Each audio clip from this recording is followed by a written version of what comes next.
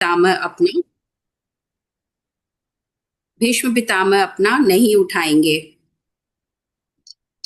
अस्त्र। क्यों? क्योंकि शिखंडी स्त्री स्त्री था, पहले जन्म में वह स्त्री था।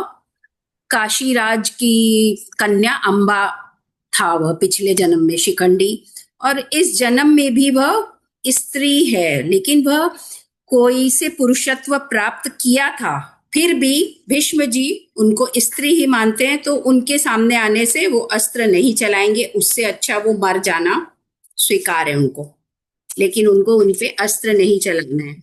शिखंडी को शंकर जी से वरदान में मिला हुआ है, भीष्म जी को मारने के लिए ही वह शिखंडी पैदा हुआ है। इसलिए वह अपने योद्धाओं को दुर्योधन कहते हैं कि शिखंडी से सब तरफ से भीष्म जी की रक्षा करो, तो ये युद्ध हम आराम से विजय प्राप्त कर सकते हैं। अब चलते हैं श्लोक नंबर 12 की तरफ। तस्य संजनयन् हर्षं कुरु वृद्धः पितामह सिंहनादं विनद्योच्चैः शंखं दद्मो प्रतापवान। भीष्म पितामह ने दुर्योधन के हृदय में जो भय हो रखा था उसको हर्ष में बदलने के लिए, युद्ध के लिए उत्साह करने के लिए उन्होंने सिंह की दहाड़ के समान जोर से गरज कर शंख बजाया बहुत जोर की आवाज करके। अब उस सेना में कौरवों की सेना में भीष्म जी से भी बड़े एज के व्यक्ति थे, जैसे कि भीष्म जी के पिता शांतनु के छोटे भाई बाहलिक। फिर भी कुरुवंशियों में जितने भी बड़े बूढ़े थे उनमें से भीष्म जी के जितने एक ही जन्मे कि वो धर्म और ईश्वर को भी विशेषता से मानने वाले, वो त्याग की भी प्रतिमा, उन्होंने राज्य भी नहीं स्वीकारा, उन्होंने विवाह भी नहीं किया, उनकी काफी तरह की प्रतिज्ञाएं थी, और वो शस्त्र में भी निपुण, शास्त्र में भी निपुण, इसीलिए उनको कुरुवंशियों में जितने बड़े बूढ़े हैं उनमें सबसे महान और ज्ञान में भी सबसे ज्यादा होने से उनको कुरुवृद्ध इस श्लोक में कहा गया है।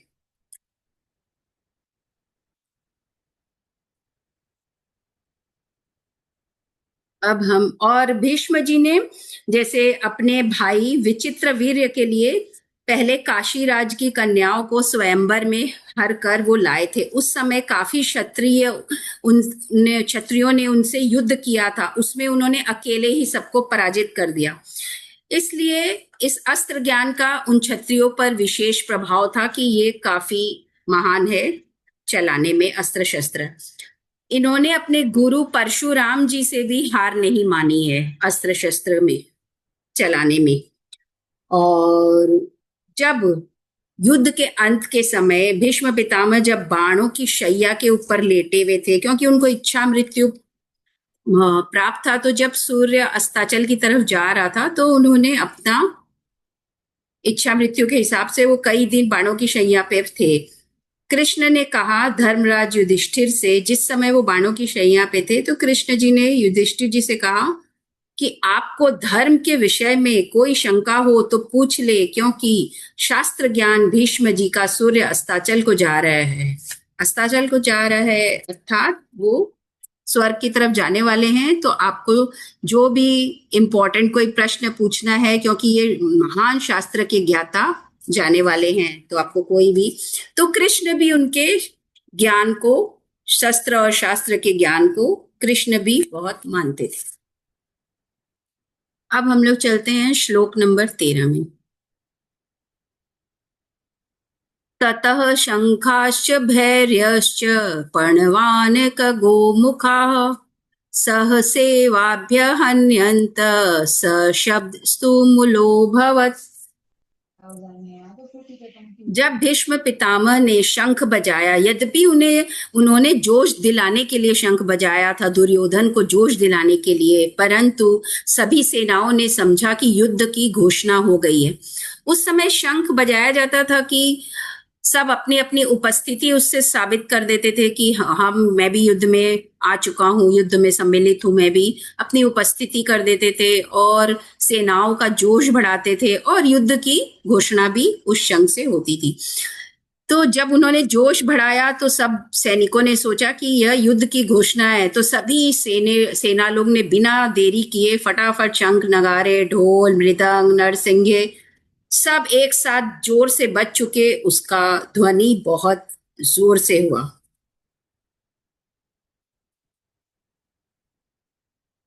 कहने का अर्थ है कि भीष्म पितामह के शंख बजाते ही सब कोई एकदम उत्साह जोश में आ गए। सभी सेना लोग ने जोर से शंख बजा दिया। उसके बाद अपने अपने इंस्ट्रूमेंट जिसके जो है उन्होंने सब कुछ बजा दिया और सब कोई जोश में तैयार हो गए युद्ध करने के लिए।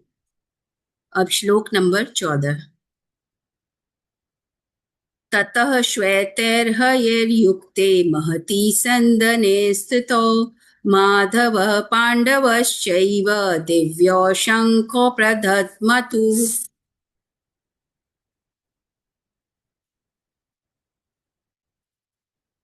इस श्लोक में बताया गया है कि ये जो श्वेतैर्हयैर्युक्ते कि श्वेत घोड़ों में, जिसमें सारथी कृष्ण थे और अर्जुन थे, ये 4 श्वेत घोड़े उनके रथ में जुटे हुए थे।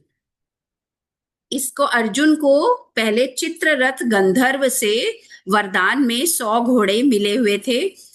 उनकी ये विशेषता थी कि वो 100 घोड़ों में से कोई भी यदि मर जाता है तो वो वापस 100 के 100 हो जाते हैं। ऐसा वरदान था, यह खासियत थी उन घोड़ों की।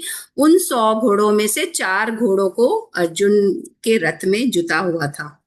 वो संख्या में 4 के 4 ही रहेंगे, जैसे ही मरेंगे फिर भी संख्या में 4 के 4 ही रहेंगे। और ये ऐसे घोड़े थे जो पृथ्वी, स्वर्ग सब तरफ जा सकते हैं। ऐसे चित्ररथ गंधर्व ने ऐसा वाले घोड़े अर्जुन को दिए थे। उनमें से 4 घोड़े जुटे हुए थे। अच्छा, कौरवों की सेना में जिस तरह भीष्म पितामह ने शंख बजाया, उस हिसाब से पांडवों की सेना में तो सेनापति धृष्टद्युम्न था, उसके बावजूद सारथी बने हुए भगवान श्री कृष्ण ने शंख बजाया।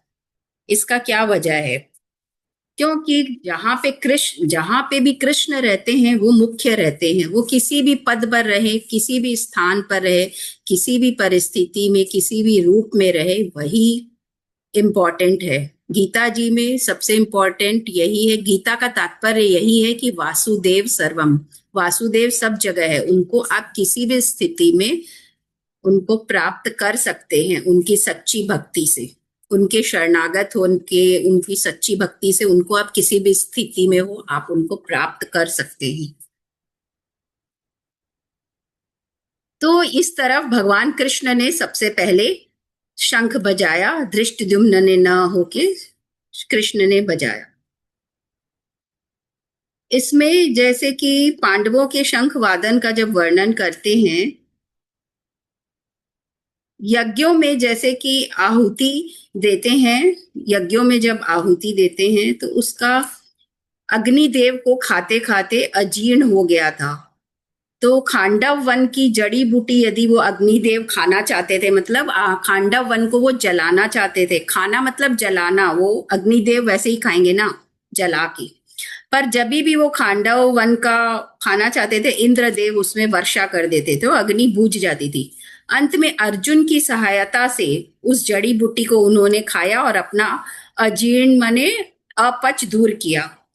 उन्होंने खुश होके इनको रथ दिया था। जैसे कि चित्ररथ ने घोड़े दिए थे, वैसे ही इनको रथ भी ऐसा प्राप्त हुआ था, दिव्य रथ जिसमें 9 बैलगाड़ियों जितने अस्त्र शस्त्र आ जाते थे। वह सोने से मढ़ा हुआ था और उसमें ध्वजा, हनुमान जी की ध्वजा उसमें लगी हुई थी। हनुमान जी का जो ध्वज है वो लगा हुआ था। हनुमान जी का ध्वज का ये विशेषता है कि वह उनको हनुमान जी को भी भीमसेन को मिला हुआ था वरदान हनुमान जी से कि जब भी ये वाला ये ध्वज लगा के जाओगे तुम लोग युद्ध में, तो इसमें बहुत ज्यादा साउंड, इतना जोर होगा, हम जो भी गर्जना शंख का होगा, किसी भी चीज का, वो और ज्यादा जोर से हो जाएगा इस मेरे ध्वज के प्रभाव से, कि सामने वाला का हृदय एकदम विदीर्ण हो जाए और वो एकदम घबरा जाए, घबराहट के कारण कोई कोई तो मतलब मर भी जाए, इतना जोर इसकी ध्वनि होगी। वह 4 कोस तक फहराता था वह ध्वज, और वो कहीं भी अटकता नहीं था, पूरा स्मूथ ध्वज वैसा था कि कहीं भी उसके कारण कोई रुकावट नहीं आता था, वैसा ध्वज था। अब श्लोक नंबर 15।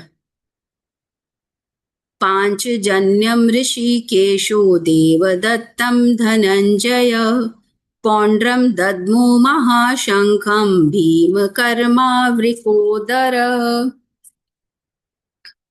सबके अंतर्यामी अर्थात श्री कृष्ण ने पांडवों के पक्ष में खड़े होकर जो शंख बजाया, पांचजन्य उसका नाम है, पांचजन्य नाम का शंख श्री कृष्ण ने बजाया।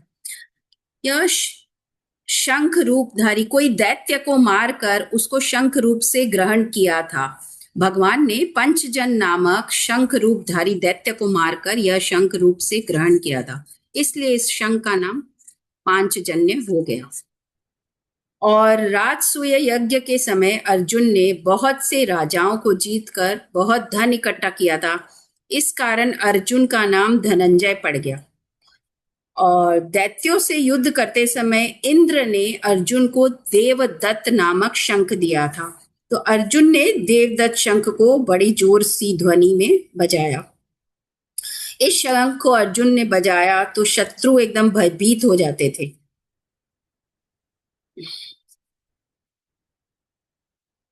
और जो भीमसेन है, कई असुरों को, दैत्यों को मारने के कारण भीमसेन का नाम भीमकर्मा पड़ गया।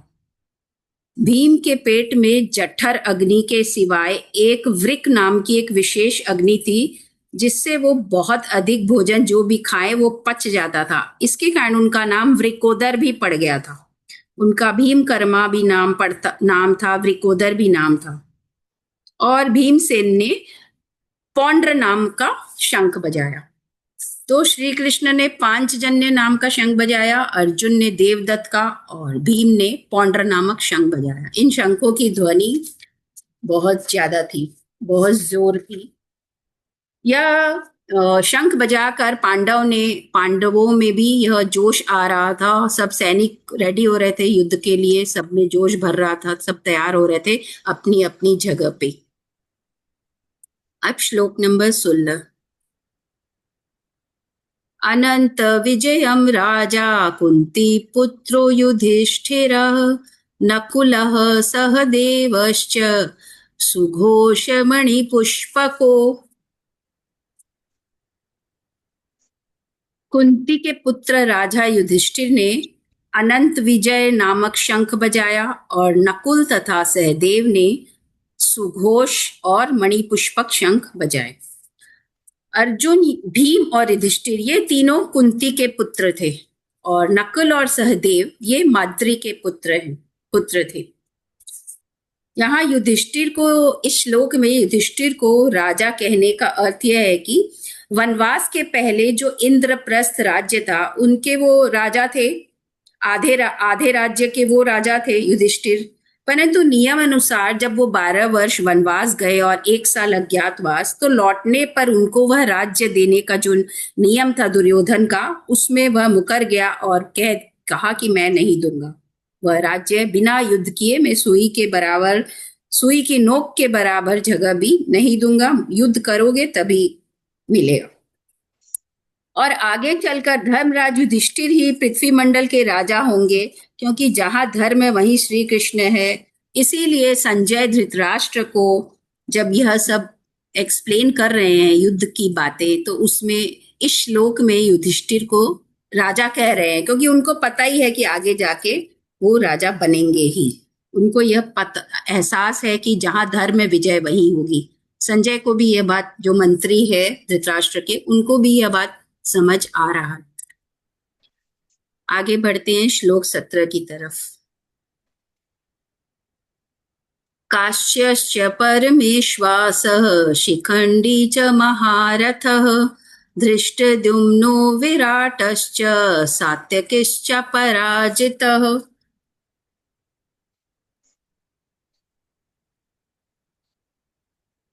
अब जब युधिष्ठिर ने और ये अर्जुन ने, भीम ने, अर्जुन ने, कृष्ण ने, सब ने जब शंख बजा दिया तो इस तरफ जो और भी पांडव के तरफ महारथी लोग हैं, जैसे कि काशीराज, शिखंडी, धृष्टद्युम्न, विराट, सात्यकी, राजा द्रुपद, द्रौपदी के पांचों पुत्र, सुभद्रा के पुत्र अभिमन्यु, और इन सभी ने अपनी अपनी तरफ से अलग अलग शंख बजाए और अपनी अपनी उपस्थिति को उन्होंने दिखाया कि हाँ, मैं भी युद्ध में आ चुका हूं, उपस्थित हूं, मेरी भी मौजूदगी है। ऐसा करके उन्होंने शंख बजा बजा के अपनी अपनी उपस्थिति प्रेजेंट की तरह दिखा दी कि भाई मैं भी प्रेजेंट हूं युद्ध में।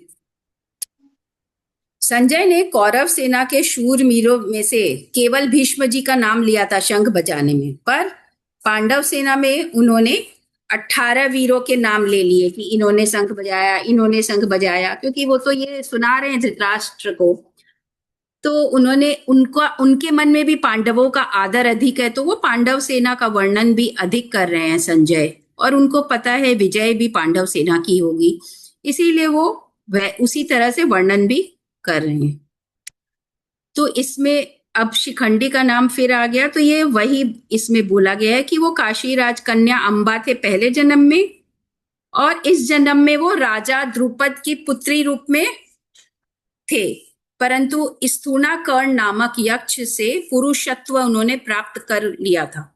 फिर भी भीष्म जी उनको पुरुषत्व प्राप्त करने के बावजूद भी भीष्म जी उनको स्त्री ही समझते थे, इसीलिए दुर्योधन ने कहा कि इनका विशेष रूप से ध्यान रखा जाए, क्योंकि आगे चल के युद्ध में उनका पराजय इसी तरह हुआ था कि शिखंडी को आगे करके ही भीष्म जी को रथ से गिराया गया था, क्योंकि उन्होंने फिर वो बाण उस पे नहीं चलाए थे। अब श्लोक नंबर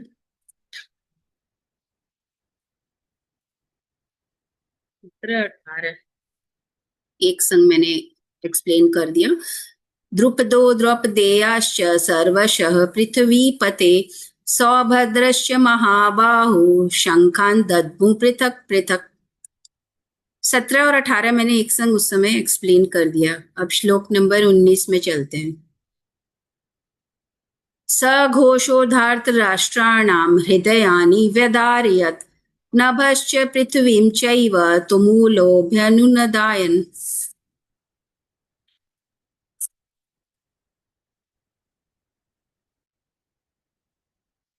इसमें जो इन लोगों ने शंख बजाया, इतनी इसकी ध्वनि इतनी तेज हुई कि आकाश पृथ्वी सब गूंज गए जोरों से, और पांडवों के शंख से उन लोग के कौरवों के हृदय में पीड़ा ऐसे पहुंची जैसे कि बाणों से पीड़ा पहुंचती है युद्ध के समय जब बाण चलाए जाते हैं, तब जो हृदय विदीर्ण होता है वैसा उनका साउंड से ही हो गया, क्योंकि उन लोग अधर्म के पक्ष में थे। उन लोगों ने जो भी गलती की थी आज तक, उसका कुछ तो पश्चाताप उनके मन में होगा ही, गिल्ट होगा ही कि भाई हम लोग इतना इतनी इतनी अत्याचार किए हैं पांडवों के ऊपर, क्योंकि उन्होंने पांडवों को हमेशा से ही मारने का बहुत प्रयास किया था, छल कपट से राज्य छीना था, और द्रौपदी का भरी सभा में अपमान किया था, बचपन में भीम को जहर देके पानी में डुबाने की कोशिश की थी। तो यह सब पहले से ही था, तो उनका हृदय विदीर्ण हो गया। जबकि उन लोगों ने जो शंख बजाया, कौरवों ने जो शंख बजाया, तो उससे पांडवों को कोई खास असर नहीं पड़ा। क्यों? क्योंकि उन लोग धर्म की तरफ है, तो विजय निश्चित है उन लोगों की। उन लोग अंदर से जोश में है, पूरे उत्साह में है, जोश में है, क्योंकि उन लोग को कोई फर्क नहीं पड़ा, क्योंकि उन लोग धर्म की तरफ है। इसलिए अन्याय, इससे हमें यह शिक्षा मिलती है कि हमें कभी भी अन्याय और अधर्म का आचरण नहीं करना चाहिए। उससे हृदय दुर्बल हो जाते हैं, हम लोग अंदर से उत्साहित किसी भी कार्य के लिए कम हो जाते हैं। अब हम चलते हैं श्लोक 20 और 21 की तरफ।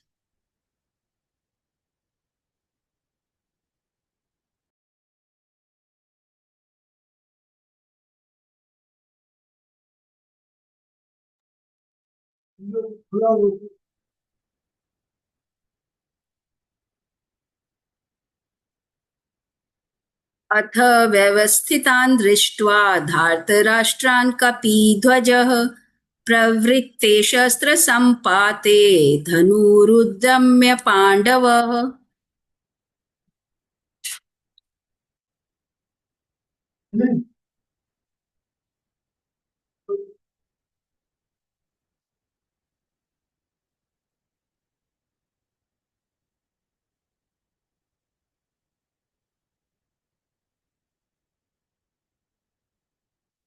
और 21 नंबर श्लोक है, ऋषिकेशं तथा वाक्यमिदमहमहीपते सेनयोरुभयोर्मध्ये रथं स्थापयमेच्युत।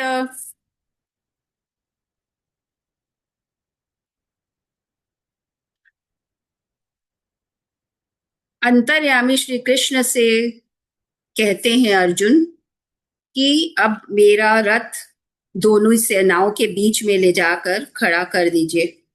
श्री कृष्ण का नाम एक अच्युत भी था। यहाँ के श्लोकों इस श्लोकों में वो अच्युत संबोधन कर रहे हैं, जो कि हमेशा अटल रहते हैं, उनको कोई अपनी बात पे स्थिर रहते हैं, अटल रहते हैं। जहां भगवान उनके साथ है वहां धर्म भी उनके साथ है। एक सेकंड।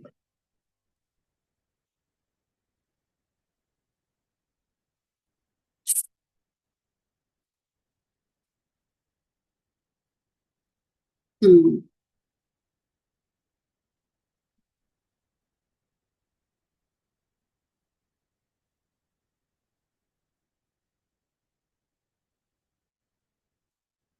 फिर अर्जुन ने सब अपने अपने मोर्चों पे सभी अपने धृतराष्ट्र संबंधियों को देखकर, कौरवों को देखकर कहते हैं कि मेरे रथ को बीच में खड़े कर दीजिए। और कृष्ण रथ को बीच में खड़े कर देते हैं और ये गांडीव उठा लेते हैं अर्जुन।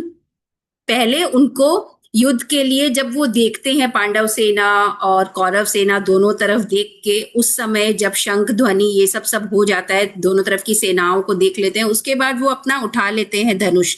पर इस अध्याय के जब अंत में वो उसी धनुष को रख देते हैं कि मैं युद्ध नहीं करूंगा, जब उन्हें यह एहसास होता है कि मुझे यह सगे संबंधियों को मारकर, आतताइयों को मारकर मुझे बहुत पाप ही लगेगा, यह पुण्य का काम नहीं है। वह अपने तरफ से धर्म की दृष्टि से देख के सोचते हैं अर्जुन कि मुझे युद्ध नहीं करना चाहिए। परंतु उसी में श्री कृष्ण फिर उपदेश देते हैं उनको कि तुम क्षत्रिय हो, तुम्हारा क्षत्रिय का धर्म अलग है। तुम जो धार्मिक धर्म सोच रहे हो कि मुझे मनुष्यों को मारना नहीं चाहिए, उससे बहुत बड़ा धर्म तुम्हारा क्षत्रिय धर्म है। तो तुम्हें युद्ध करना ही चाहिए। ऐसा तुम मतलब मत सोचो कि तुम्हें युद्ध नहीं करना चाहिए, कि तुम्हारे दोनों तरफ सगे संबंधी है, तुमको नहीं मारना चाहिए। और तुम नहीं भी मारोगे तो वो मेरे द्वारा पहले ही मारे मारे हुए हो, तुम सिर्फ निमित्त मात्र हो। श्री कृष्ण अर्जुन से यह कहते हैं कि तुम यदि नहीं भी मारोगे तो वो अपने आप मरे हुए ही है, तुम्हारे को सिर्फ निमित्त बनाया गया है उनको मारने के लिए। तो आज का यह अध्याय 21 तक खत्म होता है। अब थोड़ा प्रश्न पूछ लें। तो आज आज वाला में यही था कि दुर्योधन का मन भयभीत हो चुका है, पांडव लोग उत्साह में है, दोनों तरफ शंख वादन हुआ है, और अब सब तरफ युद्ध की तैयारी देख के अर्जुन ने अपना गांडीव उठा लिया है। यही ये 10 श्लोक में आज का में ये हुआ है। तो अब प्रश्न पूछते हैं।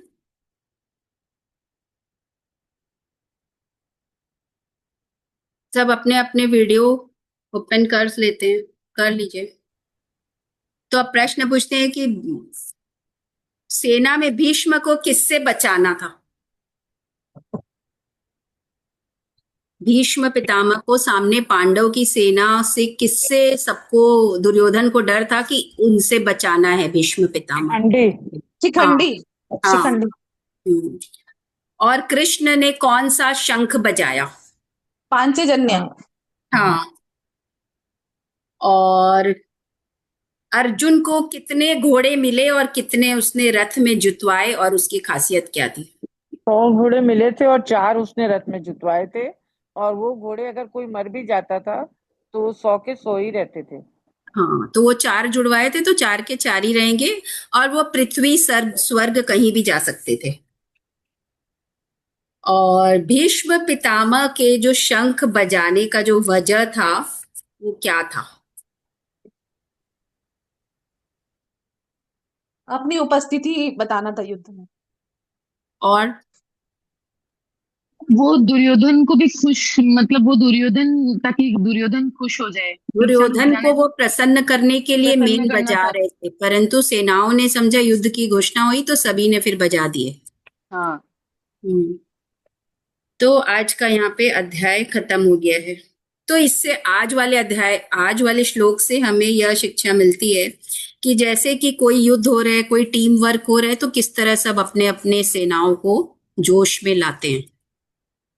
कोई भी टीम वर्क होता है तो किस तरह सब अपने अपने योद्धाओं को जोश में ला रहे हैं कि अपने अपने तरह कौरव अपनी तरह ला रहे हैं, पांडव अपनी तरह ला रहे हैं।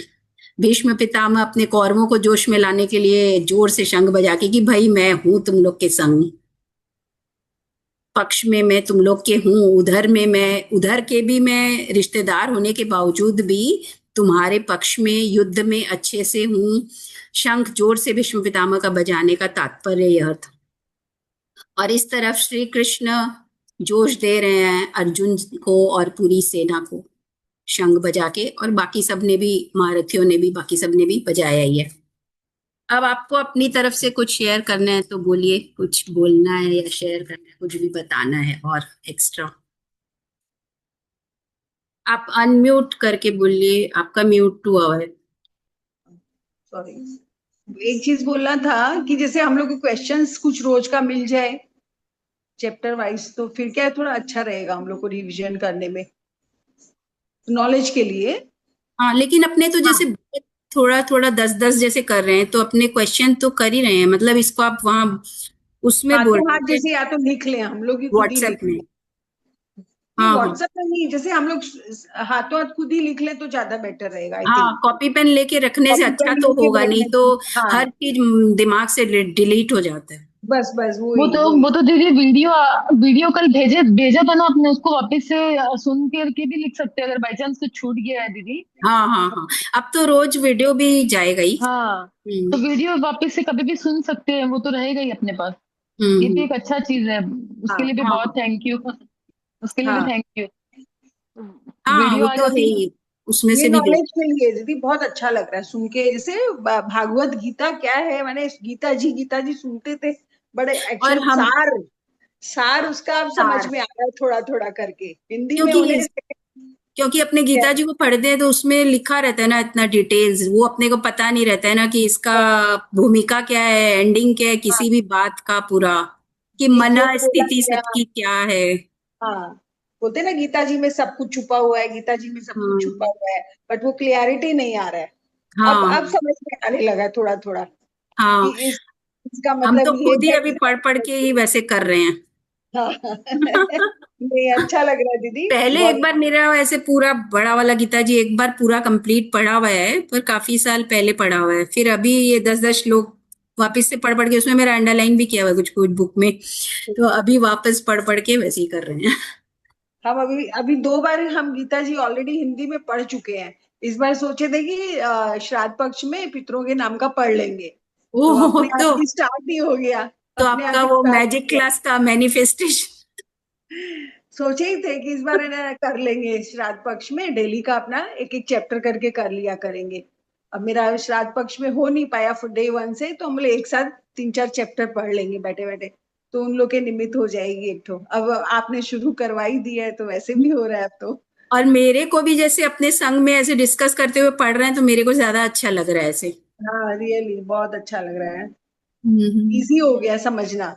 हाँ हाँ, और अपने नीचे थोड़ा थोड़ा ले रहे हैं इसलिए ये ठीक है, और यही ज्यादा, जैसे ज्यादा लो तो फिर मजा नहीं आता है, क्योंकि सबको अपना अपना टाइम भी उतना नहीं होता है ना। हाँ, नहीं नहीं, सही, बहुत अच्छा लग रहा है दीदी। Thank you so much. दोनों दीदी थैंक यू। एक्सपर्ट है। दोनों दीदी एक्सपर्ट है। ठीक है ठीक है फिर। दीदी, thank you, thank thank you. You. जय श्री कृष्ण। थैंक यू दीदी। जय जय श्री श्री कृष्ण कृष्ण। दीदी।